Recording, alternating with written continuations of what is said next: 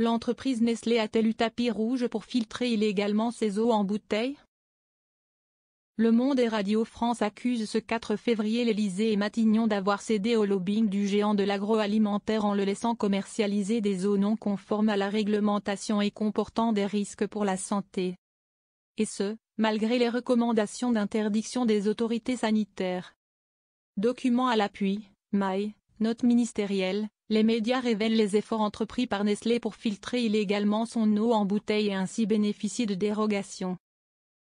Le 20 janvier 2023, le directeur général de la Santé Jérôme Salomon préconisait notamment de suspendre immédiatement l'autorisation d'exploitation et de conditionnement de l'eau pour les sites Nestlé des Vosges. Et d'étendre cette interdiction au site d'embouteillage de Perrier. Mais au gré d'une rencontre entre des représentants de Nestlé et le secrétaire général de l'Élysée Alexis Kohler, l'entreprise a obtenu gain de cause. Si Emmanuel Macron a affirmé ce mardi 4 janvier ne pas être au courant de ces choses-là, expliquant qu'il n'y a eu de connivence avec personne.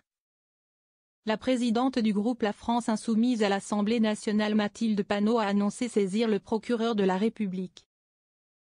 La Macronie a déroulé le tapis rouge à Nestlé pour qu'il puisse continuer à vendre hors de prix de l'eau volée et contaminée aux matières fécales.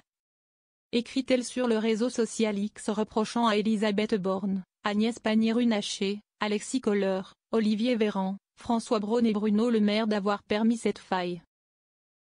Scandale d'État. Mathilde Panot a aussi critiqué la défense d'Emmanuel Macron, estimant que sa fébrilité est palpable dans sa réponse fournie à la presse. Pas d'entente? Pas de connivence? C'est un scandale d'État, insiste-t-elle.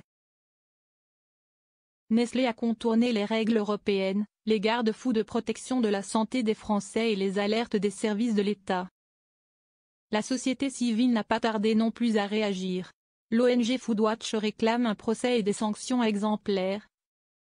Tandis que Transparency International France demande la publication des rendez-vous non déclarés entre Nestlé et l'Élysée.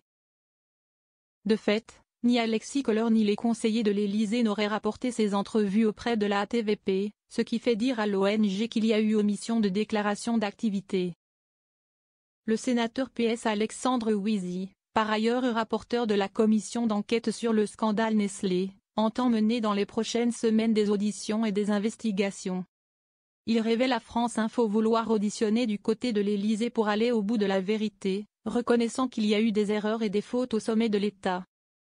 Comme toute entreprise, Nestlé est amené à dialoguer régulièrement avec les autorités de tutelle sur son activité, se défend l'entreprise auprès de l'AFP.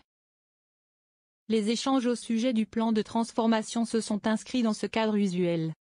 Quant aux demandes formulées auprès de certaines autorités, elles sont toutes déclarées et donc publiques sur le site de la ATVP, conformément aux règles en vigueur.